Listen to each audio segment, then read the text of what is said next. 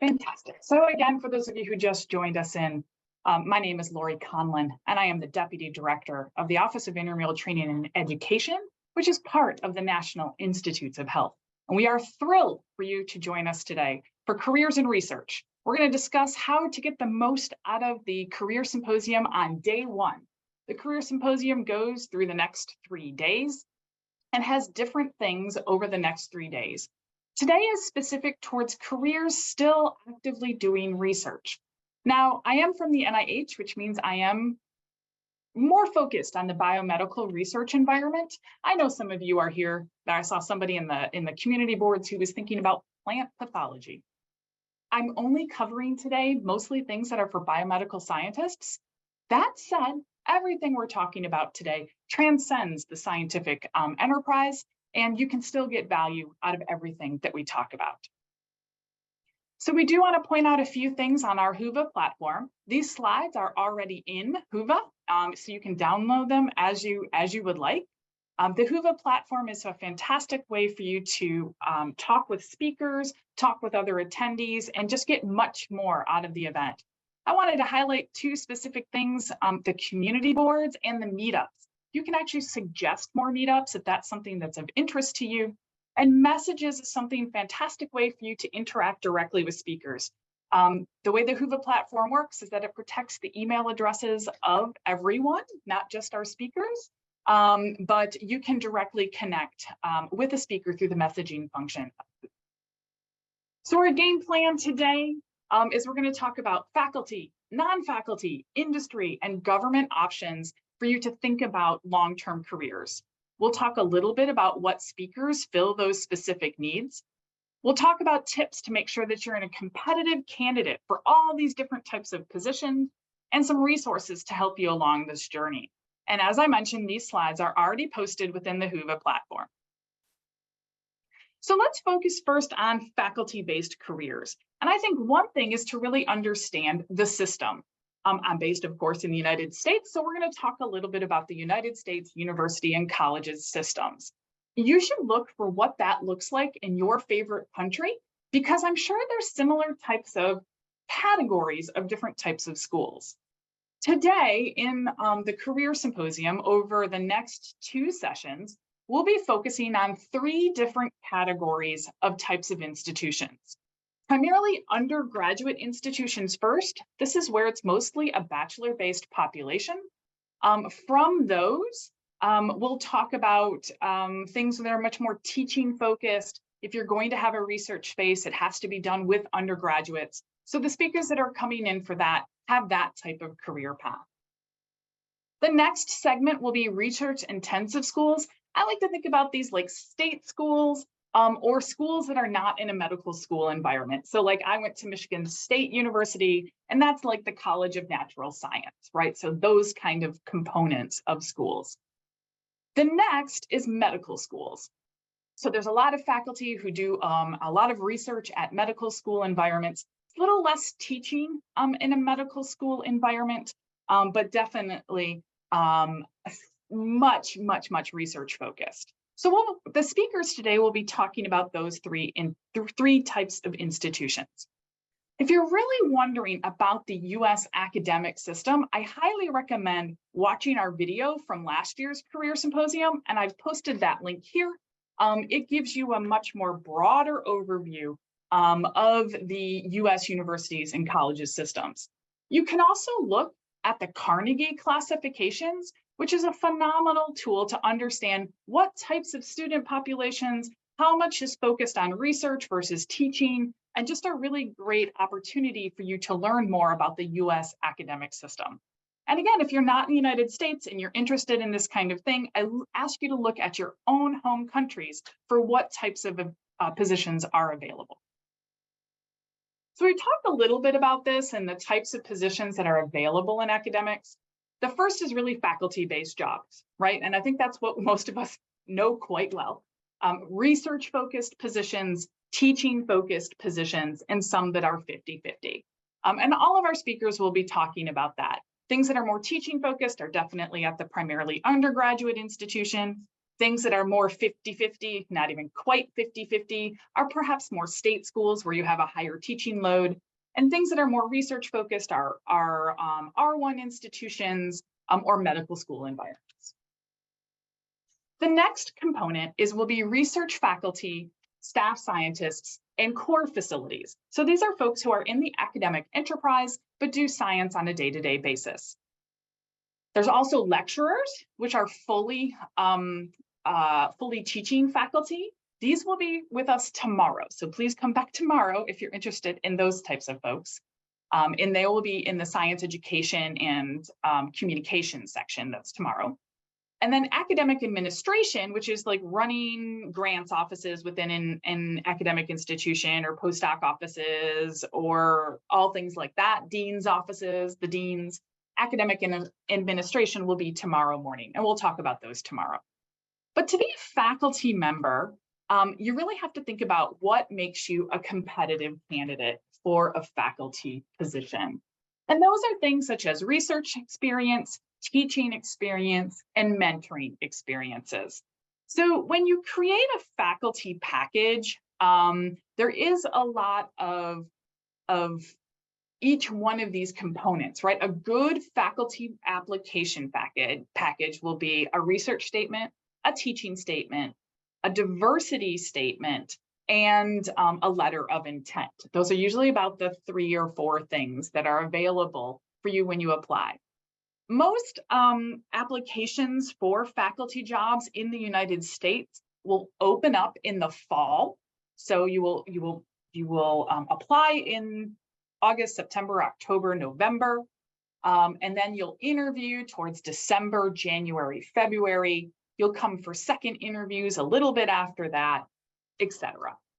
But if you are interested in a faculty career and you're looking on the market right now, you're not going to see very much because most of the positions are posted in the fall. When they're looking for a new faculty member to join their department, they're looking for a good match for that department. So does your science fit into that department? But above and beyond your science, they're looking for a good colleague. You know, they're hiring you for this long-term commitment, and they want to make sure that you are someone that they want to work with forever. So that's where your good writing comes in, an understanding of teaching and teaching at that institution comes in, etc. You absolutely need a solid research plan. And this will really differ based on the type of institution that you're going to. So if it's a primarily undergraduate institution, you're going to want that research plan to focus on research you can do with undergraduates. If you're going to an R1 institution, a research intensive institution, you really want to have that research plan really focus on the types of science that they do at that institution. You also need a solid teaching plan and a commitment to diversity. There are a lot of resources available to you to create all these different documents, and we'll go through those in a couple of different slides. There is this fantastic paper that was published by NINDS that debunks some of these myths around K99s in Cell, Science, and Nature papers.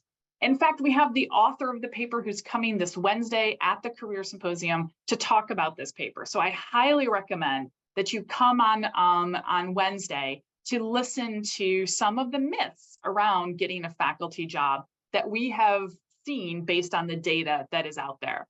He'll be talking from a neuroscience perspective, but I know that it's pretty universal. What he's talking about really can be translated into every other type of field.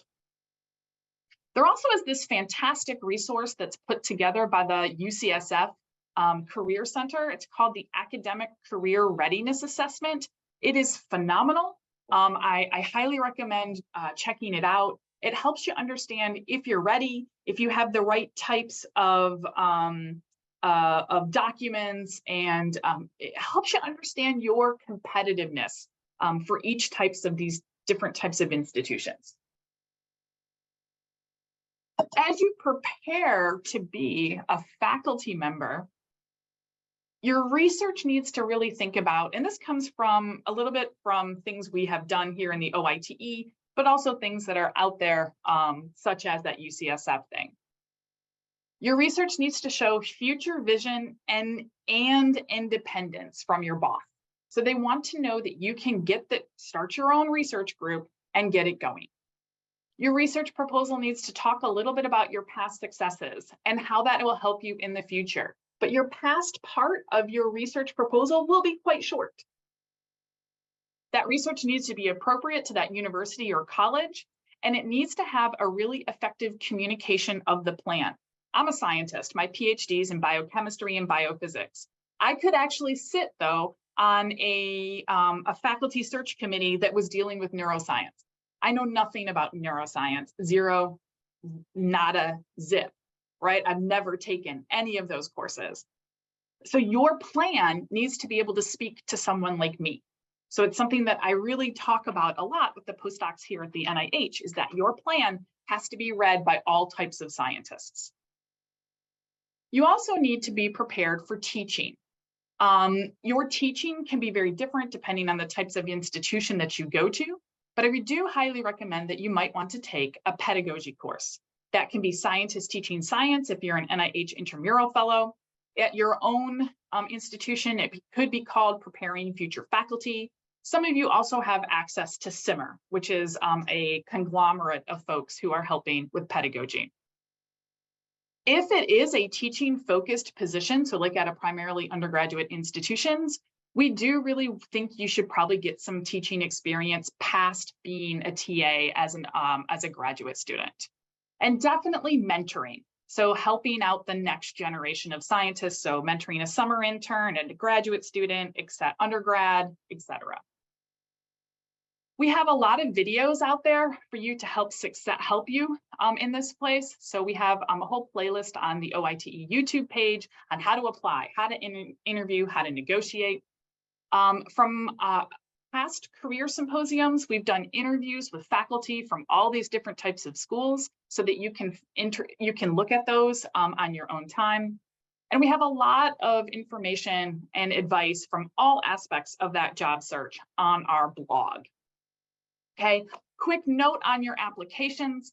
Have a lot of people read it, especially people outside of your discipline. When you're only letting your boss read it, or you're only letting the other graduate students and postdocs in your group read it, they're very biased, right? They know exactly what you're doing. Make sure that people are reading it outside of your field. So this is a little bit of who is talking over the next two segments of our NIH Career Symposium. So again, the primarily undergraduate institutions, the research intensive institutions, and medical schools and medical centers. Also then in this one, they're talking about the first half, getting the job, applying to the job, and negotiating for the position. Okay, so the speakers will be talking about getting the actual position. Then at 1 o'clock Eastern, they'll talk about, okay, great, you got the job. Now, how do you transition into your new role? What should you do the summer before you should arrive? How do you set up your research group, and how are you ready to go? So please check the Zoom links appropriate for each one of these in the Whova platform. The next place you can continue to do science forever is in an industry research career. So there is a lot of great information out there about the different types of companies that hire biomedical scientists for research and development jobs. So these are jobs that are, still actively doing science on a day-to-day basis.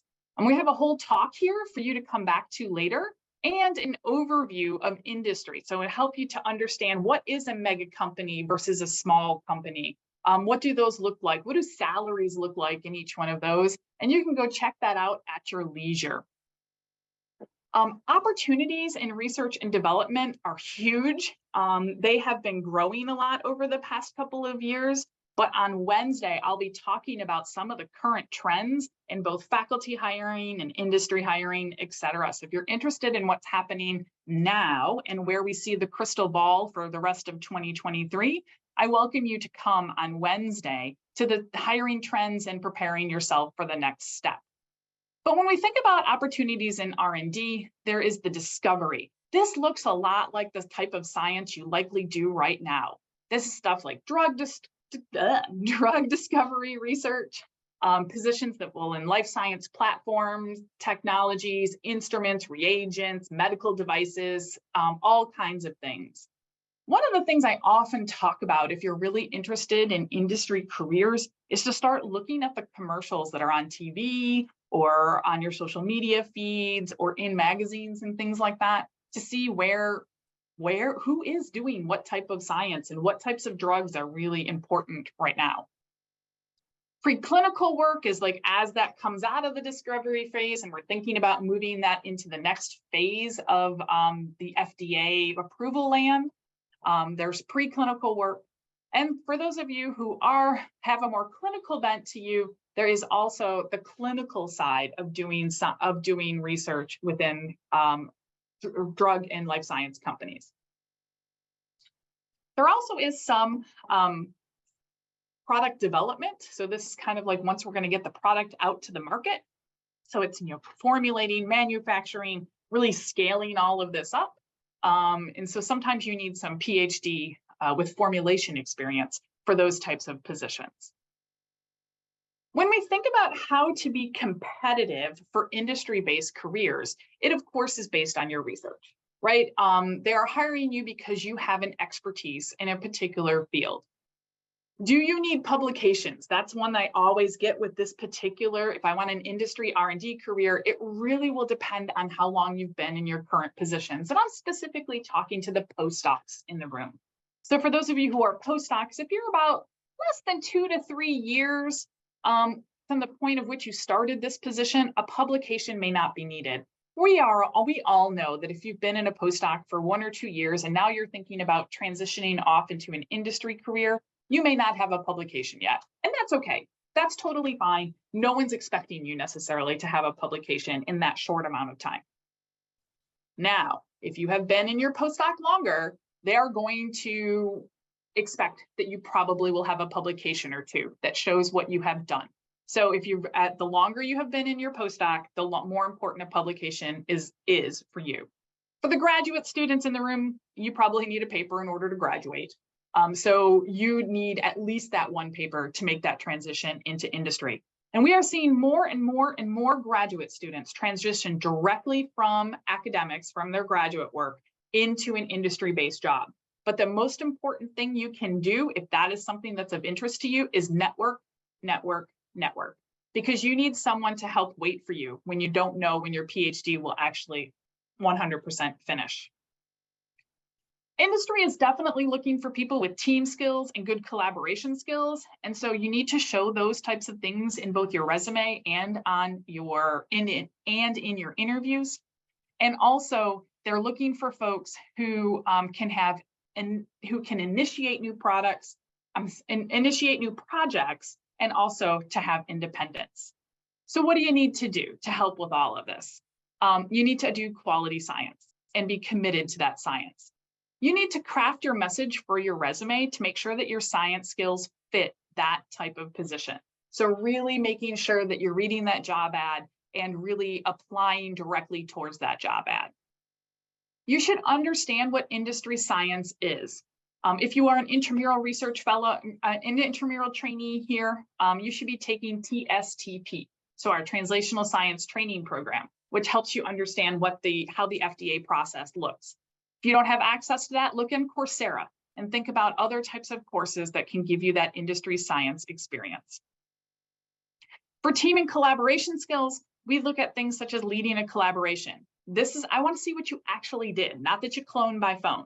I want to see that I want to see how you got the meetings going, that you took the notes, that you took people to the next step. I'd like to see that you supervised or mentored a younger trainee. I want to see that you have the experience to be able to be the boss. You have a PhD, so you're likely putting yourself into bossville at some point. And so making sure that you have done that in the past. I think serving on committees such as your postdoc association or your graduate student council is so very important if you're thinking about an industry-based career to show that you can do more than just active science. And you may need some management skills. Again, if you're an intramural trainee, you should be taking our management courses that is offered by the OITE.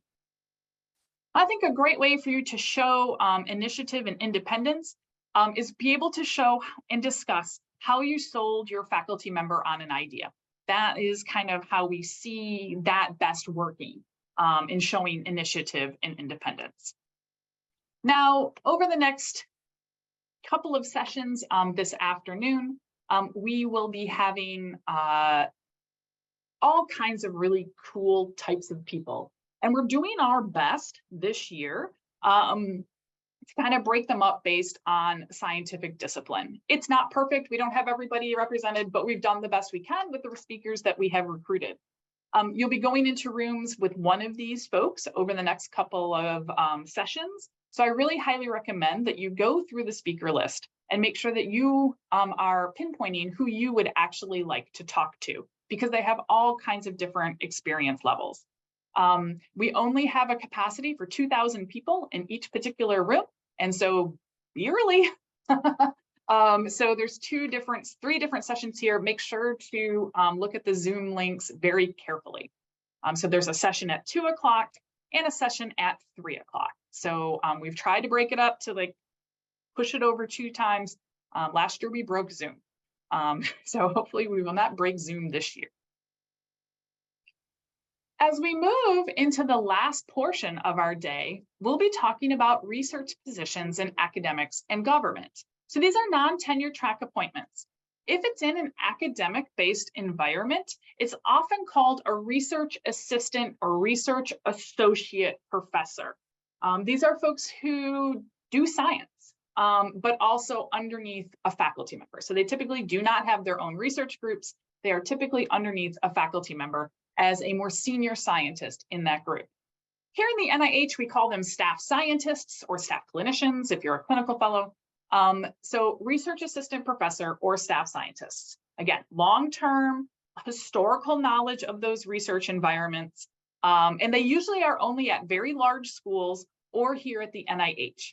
Not every lab or research group has someone at this particular level. These, I often like to call them the most coveted positions in science because everybody wants them, but there's not a lot of them that are out there.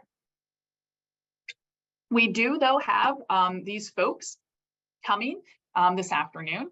There's also another component here, which will be core facilities. That's another part that I forgot to add to this slide is core folks who run core facilities, like the sequencing facility or the bioinformatics facility, the microscopy, etc. So to be prepared for these types of positions, you definitely have to have a very strong publication record and a very strong scientific record. Networking will become very, very important for these. They likely are going to be posted on an institution website, but just like perhaps how you found your postdoc position, networking will really, really help. Talking to faculty members, asking them if they have this type of more long-term permanent type of position. They will also expect that you will have the ability to manage staff or trainees. And so showing them that you have the capacity, that you've taken some courses in management, et cetera, would be super helpful for these research careers that are non-faculty based. So we have 2 sessions here that are important. The first is academic research, a staff scientist, a core facility, and a research associate professor. So like Stacy is my friend, she's at Pitt, she is an associate research scientist. Senta is at University of Maryland as a staff scientist. Other folks here will be running core facilities and other types of positions. The other one is government-based research that I didn't talk about a little bit. Our government-based researchers are, again, those staff scientists or core facility directors that have been long-term running different types of positions.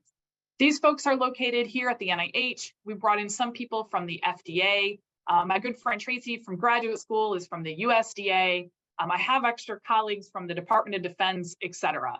So like John is a staff scientist, Ruth is a staff scientist, Nicole runs a core facility, Tracy is basically almost a faculty member at the FDA. Other people here are faculty members here at the NIH. So you can talk to a bunch of them as you go through your day.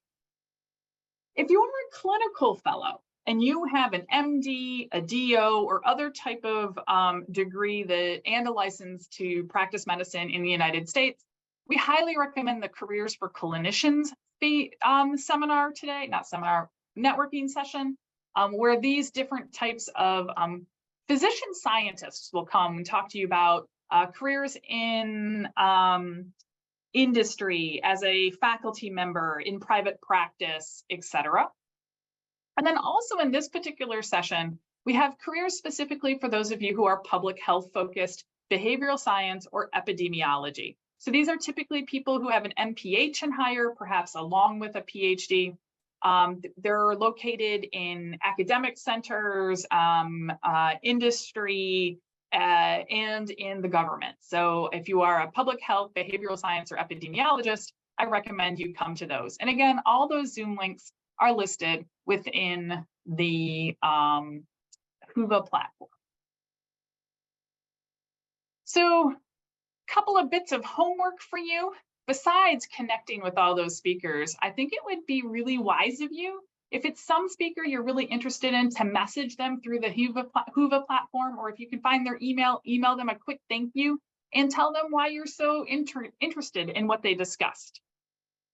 And if you do that, when you start doing informational interviewing, if you don't get a response, it's likely like me, my email box is overflowing. It's nothing against you. I just can't get through it. Feel free to connect again 1 to 2 weeks later and say, I hope this didn't get lost in your email box. When I think a little bit, I should have put these slides up earlier, but when I think a little bit about industry-based jobs, if you like bench work, think about industry R&D, faculty, staff scientist, etc., those kinds of things. If you like details, some of these other things we'll be focusing on over the next 2 days. But I wanted to share a couple of books with you. Actually, Toby Friedman, the author of this book, will be joining us later on this afternoon. So if you'd like to meet Toby later on this afternoon, come to her session. I don't remember which one she's at, but you can find her on the Whova platform. If you like this kind of career development event and want more of it, if you're thinking about why a postdoc and perhaps a postdoc in the intramural research program, I do invite you to join me on Wednesday at 3 o'clock. We have over 100 faculty joining us, all who have openings for different postdocs. There is lots of resources available for you, our YouTube page, our careers blog, things like that. And I implore you to look and to see all the different other options that are out there for you. Again, we are thrilled that you have decided to come to the NIH Career Symposium over the next couple of days. And I bet you we have some questions. If you would like to ask me a question, please pop that into the Q&A function. We will not be allowing people to unmute. So go ahead and type that in. I will open it up now and let's see what we have.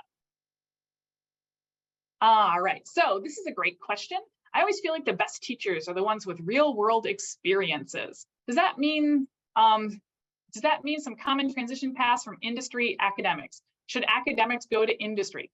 Well, that's a hard question to answer. And the reason I say that, it's because it really depends on what you want. Do you want to move into an industry environment? It's typically a little bit faster paced. Science tends to work really quickly. Or do you want to stay in the academic environment? We actually have a session on Wednesday on, well, if I go to industry, can I come back and be a faculty member? Yes, you can. So we have folks on Wednesday who have done that, who have gone from academics to industry after being a faculty member, who have gone from industry back to academics, et cetera. So I hope that kind of answers a little bit of your question, but it's a really tough one. And it's a great one for you and your mentors to kind of think about in a more broader kind of talk, to think about what best fits you, because it's really hard to answer that over 1,000 people. All right, does the mentorship of younger trainees need to be written down in more detail? What's the best way to detail that? It's actually a really interesting question, and it really will depend on what type of job you're going after. I usually like to say for that, like supervised and like if I was going to go into industry, I would say like supervised and mentored X numbers of younger trainees, building projects that were good for their experimental level. If it's a faculty job, you might want to list where they all went on to after you mentored them, or if you published with them. That's not important for industry, but for faculty it is. So it really does depend on what you have. In that industry talk, that applying to industry positions, we actually have a couple of slides in there of what that would look like if you were going to go industry R&D or industry program manager, things like that. So I'm going to recommend that you look at that slide deck, and hopefully that will help. All right, our NIH openings only for postdocs or also for staff or research scientists? I'm not exactly sure what you mean by that one. My guess is that if I want to be a staff scientist at the NIH, do I have to already be there? No, not at all. You can come in from the outside into all of these different types of positions. This is a great question. How can I navigate looking for a job when I have no idea when I'm going to finish? That is a tough one. I think for that, one of the things I highly recommend is that you start earlier than you think you were. Build your network, let them know that you know when you don't know exactly when your defense date is. Find ways for people to make sure that you are staying on task and really thinking about when you actually might get able to get that position. But, my postdoc advisor waited for a year for me while I finished out my graduate work. So I get you. I understand what you want. And in industry, it's so much harder. So you should probably maybe look for that industry job a little bit closer once your defense date is happening, but then it feels too late. So that's why your network becomes very, very important, because then you can find out if the company will wait for you or if they're going to move on without you. And then you can look at different types of places. The slides are online, so please go in and look at the Whova, and you can look for that slide for if you like and if you don't like. I will upload a new slide deck for that for tomorrow. If you need a visa, what should you do? Yeah, that's a tough one. I understand. You should network.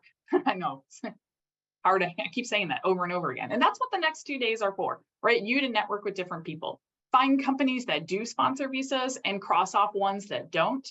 Academic positions will have a different type of visa mechanism. And so you can actually go to all types of academic institutions and have a different type of visa sponsorship. So academics is easier. Industry is harder, but not impossible. Are government jobs only US citizens, or can permanent residents or as a contractor? Okay, so for the jobs I talked about today, the research-focused positions, whether that's at the FDA or at the NIH, it's very likely that they may sponsor a visa. May. I'm not going to say it's a guarantee, okay? Tomorrow, when we talk about grant jobs, jobs in the grants, jobs at the FDA, it's very likely that you have to be a US citizen. But for these scientific jobs, there are ways for a visa that might be, and I have to say that clearly, might be done. All right, so our postdoc positions are limited to 5 years here at the NIH. You have to start here before you get to your 5th year.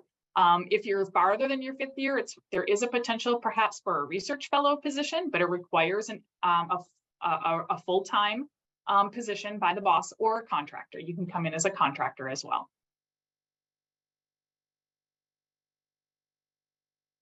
Is keeping a foot in both boats of academic and industry, overestimating the capabilities? I don't know what that one means. So if you want to hop back in and put in a little bit more for that, I may come back to that one.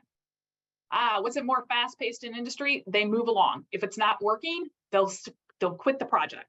Or if it's not working, they'll try to find a better way, versus sometimes in academics, we'll just keep hammering on it until we can figure it out. So it moves a little bit faster. A common plus for academics is the ability to choose your own hours instead of working 9 to 5. Do jobs at the NIH reflect more of an academic or an industry team? It really depends on the research group. Always, always, always, right? So they are more academic. We look like an academic environment, but it really depends on your research advisor. Are the leadership and management courses readily available? They're really only available to NIH intramural trainees. But you should look for your own postdoc organization or graduate student council to see if you can start doing some of those at your home institution. How do internships in industry during graduate school help your chances? They do help because it gives you a little bit of industry-based position industry-based experience. They are helpful, but not necessary. You can absolutely get a job in industry without an industry internship, but I'm not going to say that it isn't great to have an internship. Gives you a little bit more networking from the inside. You can see how science actually works at that institution, but it's not necessary. We'll talk about industry recruitment on Wednesday.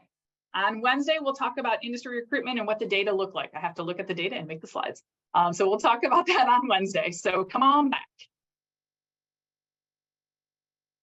Is outreach experience teaching a high school course one of the factors in a CV when looking for a faculty job? Maybe. I'm not going to say yes. I'm not going to say no. And it really will depend on the type of institution that you're interested in. A primarily undergraduate institution or something that's more teaching focused, that is great and phenomenal. I think it's great no matter what, but they're going to definitely value it. If it's a research intensive position, this is lovely, but doesn't really give you the teaching experience at the university level that they may look for. You may be able to put it in with your diversity statement to talk about, making sure everyone has access to science and things like that. But outreach experience at a high school course is not as impactful necessarily as if you had done it at the university level. It's not, but it's still great. I still want you to do it. Someone asked about T32 payback requirements. I'm going to ask that you reach out to your program director to make sure that you can get the right information for that. We talked about that one already. What if we want to attend multiple sessions that collide? Yeah, that stinks. You have to make a choice. I'm sorry. You may want to be able to reach out directly to the speakers using the messaging portion of the Whova app of those who you might have to miss. We understand we're trying to cram everything into a couple of days and you have to make choices, but the messaging app is a great way to still connect with people. We answered the question about citizenship. Great.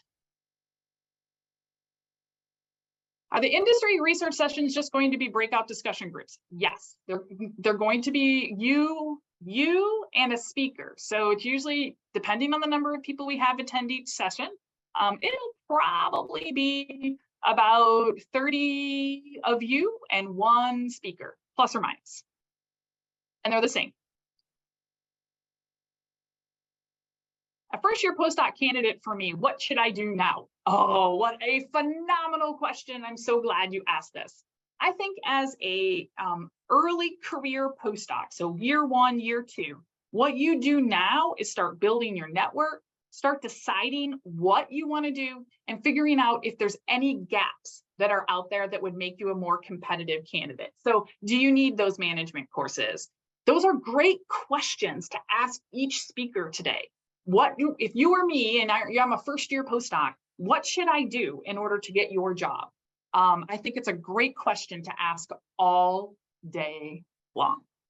Great question. But my biggest thing, what I would tell you is figure out what it is, what's next, and make sure that you have all the things necessary to become competitive for that position. How do you transition from academics to industry in terms of professional and personal skills? Good communication skills, make sure that you're getting out there and talking about that.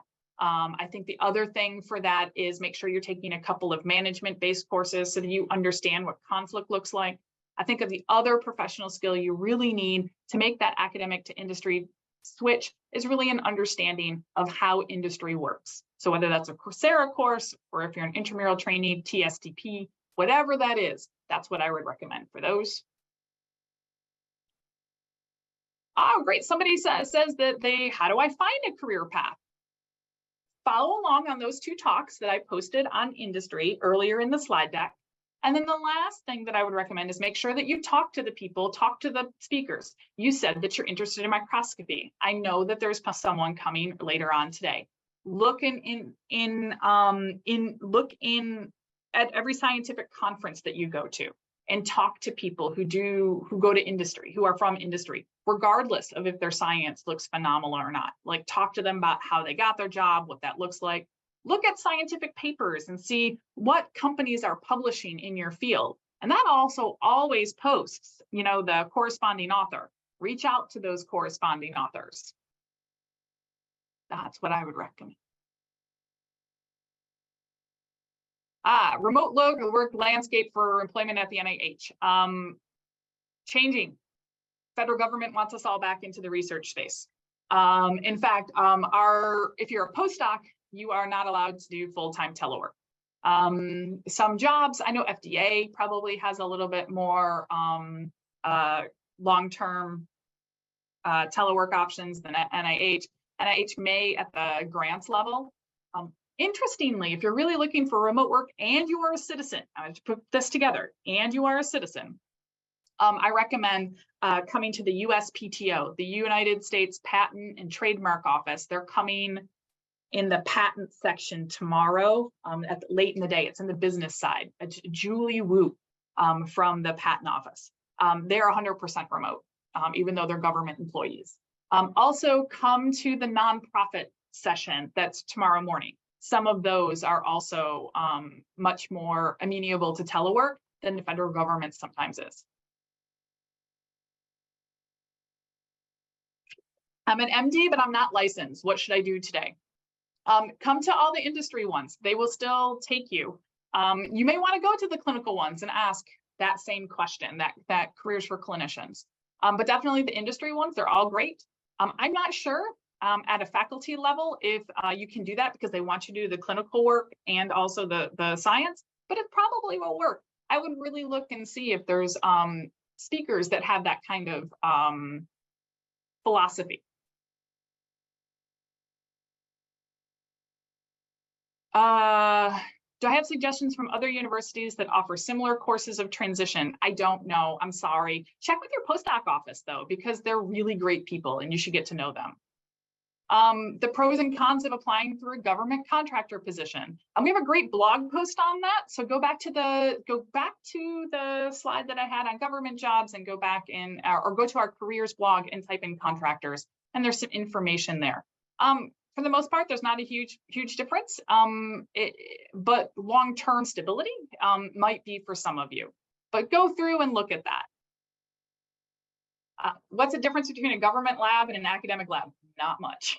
In fact, the funny part is the research that happens on a day-to-day basis in the government, in academics, or even in industry is almost all the same. It's funny, I went to MedImmune a couple of years ago, and I don't know what I was expecting, but I thought I would go into an industry and maybe everything would be gold-plated and your science always works and it would just be wonderful, right? And then I'm in this research space and it looked the same, it smelled the same, everything seemed to be the same. Like they still had QIAGEN kits that were expired on the top shelf, right? So like, I think it's gonna look the same no matter where you go because science is science. And it works, it sometimes doesn't work, and that's what science is. But I think you're not gonna see a huge difference. If your position, is it possible to go to a new field after you realize your passion is different? Absolutely. We'll talk about that with people who have switched fields very dramatically on Wednesday. So please come to that session and see how other people did it. How long does industry recruitment take? I would recommend about 1 month for every $10,000 you're going to make. So if you have your PhD, you should make about $90,000 to $100,000 in industry. So you should be looking for 9 to 10 months. And if you're going to break that up, the first few months are all networking. And then you start ramping up your applying as you go through those months. We'll talk about that in the hiring trends workshop on Wednesday. How do I get an industry internship? I honestly have no idea.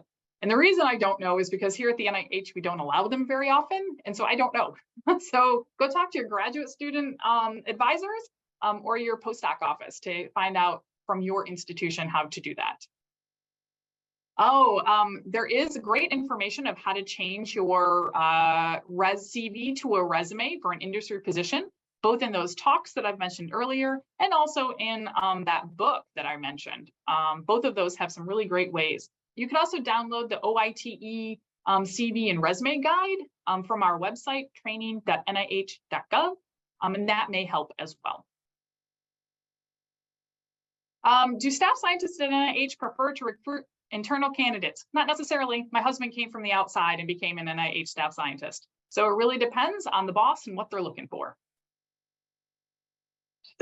What does commitment to diversity, or what's a diversity statement look like? What kind of activities do you recommend? I definitely recommend for diversity, taking a couple of courses and understanding what diversity is.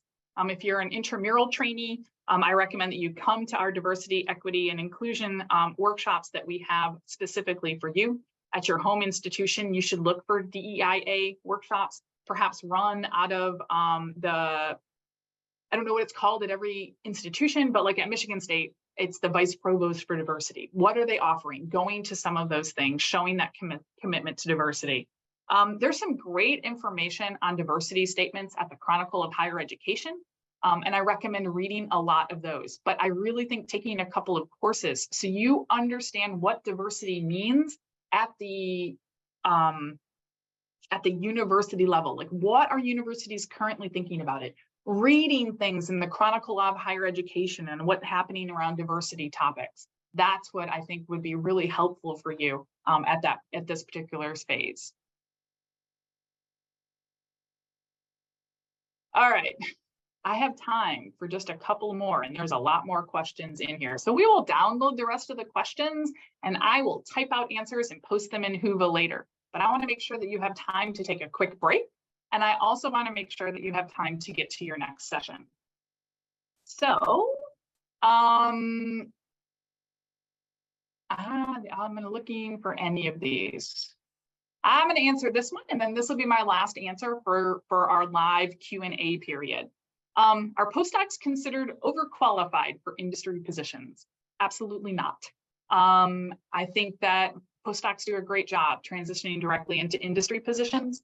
You know, and it's a hard thing because a lot of times it says you need what, X, 2 to 5 years experience in industry. Apply anyways. Even if you don't have that industry experience, just apply anyways. All right, thank you all for joining me today for this phenomenal start to our NIH Career Symposium. I really, really want you to take advantage of all the rest of the speakers that are coming for the rest of the day. Get to know 1 or 2 of them, message them through the app. Join a meetup. There's some great meetups for like Hispanic scientists or scientists in the Bay Area or in Boston or Caribbean scientists. There's all kinds of different meetups. And if you don't see one, suggest one. That's the cool thing of the Whova platform. And it will allow you to create a meetup room for small groups.